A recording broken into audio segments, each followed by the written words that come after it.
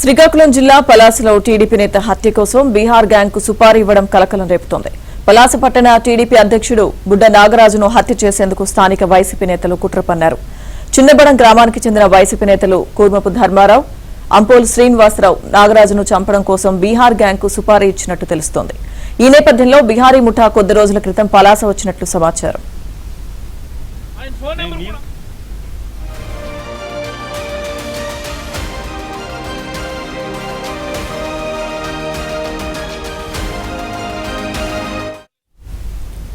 నాగరాజును చంపేందుకు Bihar gang కు 10 లక్షల రూపాయలకు ఒప్పందం కుదుర్చుకున్నట్లు తెలుస్తోంది. ఇటీవల టెక్కలిలో అనుమానాస్పదంగా తిరుగుతున్న 11 మంది బీహారీ యువకులను పోలీసులు అదుపులోకి తీసుకున్నారు. వీరిని విచారించడంతో సుపారీ గ్యాంగ్ వ్యవహారం బయటపడింది. దీంతో వైసీపీ నేతలు ధర్మారావు, శ్రీనివాసరావును పోలీసులు అదుపులోకి తీసుకుని విచారిస్తున్నారు. అటు నిందితులకు మద్దతుగా ఆదివారం అర్ధరాత్రి పోలీస్ స్టేషన్ వద్ద మాజీ మంత్రి సీదిరి అప్పలరాజు ఆందోళన చేపట్టారు.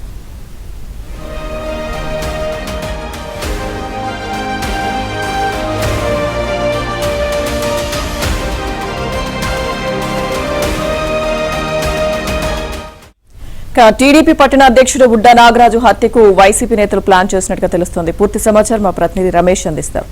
రమేష్, లక్ష్మీదుర్గ శ్రీకాకుళం జిల్లా పలాసలో బీహారీ సుపారీ గ్యాంగ్ వ్యవహారం కలకలం రేపుతోంది. ప్రధానంగా పట్టణ టీడీపీ అధ్యక్షుడు బుడ్డ నాగరాజు హత్యకు వైసీపీకి సంబంధించినటువంటి ఇద్దరు నేతలు సుపారీ ఇచ్చినట్లు ప్రాథమికంగా నిర్ధారణ అయింది. ఈ నేపథ్యంలో బీహారీ గ్యాంగ్ ను పోలీసులు అదుపులోకి తీసుకున్నారు. ఇటీవల కాలంలో టెక్కలి పరిసరాల్లో 11 మంది బీహారీకి సంబంధించినటువంటి వ్యక్తులు అనుమానాస్పదంగా తిరుగుతున్నటువంటి నేపథ్యంలో పోలీసులు వారిని అదుపులోకి తీసుకుని విచారించడంతో ఈ వ్యవహారం అంతా కూడా బట్టబయలైంది. ప్రధానంగా వైసీపీ హయాంలో ధర్మారావు, శ్రీనివాసరావు అనేటటువంటి ఇద్దరు వ్యక్తులు అక్కడ రియల్ ఎస్టేట్ వ్యాపారాలు చేసేవారు. అయితే ఈ నేపథ్యంలో మొత్తం కూడా అనాథరైజ్డ్ లేఅవుట్స్ వేయటం, దాంతో పాటుగా ప్రభుత్వ భూములను ఆక్రమించుకుని లేఅవుట్లుగా చేసి అమ్మటం వంటి కార్యక్రమాలు నిర్వహించేవారు. అయితే టీడీపీ ప్రభుత్వం వచ్చిన తర్వాత వారి యొక్క ఆగడాలకు చెక్ పడింది. ప్రధానంగా ఎవరైతే పట్టణ టీడీపీ అధ్యక్షుడు నాగరాజు ఉన్నారో ఈయన కీలకంగా వ్యవహరిస్తున్నారు అక్కడ పార్టీలో. ఈ నేపథ్యంలోనే ఆయన తమ పైన ఒత్తిడి చేస్తూ వ్యాపారాలకు అడ్డుతూ వెళ్తున్నాడు అనేటటువంటి ఒక నెపంతో ఆయన్ని చంపేటందుకు 10 లక్షలు సుపారీ ఇచ్చినట్లు ప్రాథమికంగా నిర్ధారణ అయింది. దీనిలో భాగంగా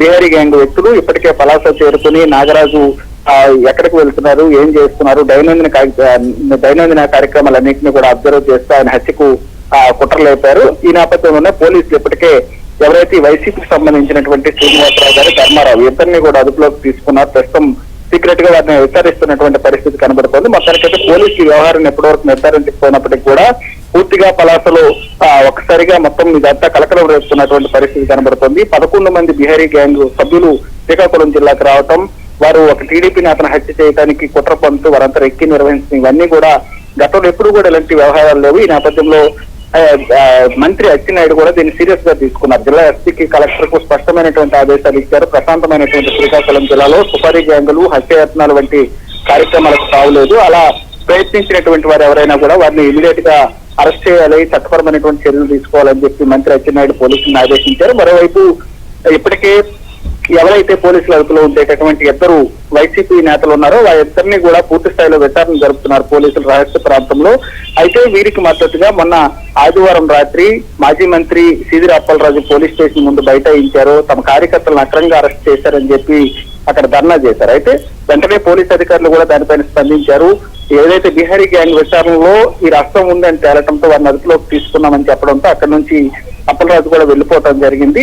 మొత్తానికైతే గతంలో వైసీపీ ప్రభుత్వం అధికారంలో ఉన్నప్పుడు తీవ్రమైనటువంటి దాష్టీకాలకు పాల్పడినటువంటి వైసీపీ నేతలు ఇప్పుడు తాజాగా అధికారం కోల్పోయినప్పటికీ కూడా హత్య రాజకీయాలు, అదేవిధంగా మర్డర్లకు ప్లాన్లు వేస్తున్నారు అనేటటువంటి విమర్శలు టీడీపీ నేతలు చేస్తున్నారు. మొత్తానికైతే పోలీసులు చాకచక్యంగా బీహారీ గ్యాంగ్ ను పట్టుకోవటం, ఆ విచారణలో పలాస టీడీపీ అధ్యక్షుడిని మర్డర్ చేయడానికి ప్లాన్ చేశారు అనేటటువంటి ఆ విషయాలు బయటకు రావడంతో మొత్తం కూడా ఈ వ్యవహారం అంతా కూడా బట్టబయలైంది. మొత్తానికి పలాసలో ఈ వ్యవహారం ప్రస్తుతం కలకలం రేపుతున్నటువంటి పరిస్థితి కనబడుతుంది. లక్ష్మీ. Thank you Ramesh.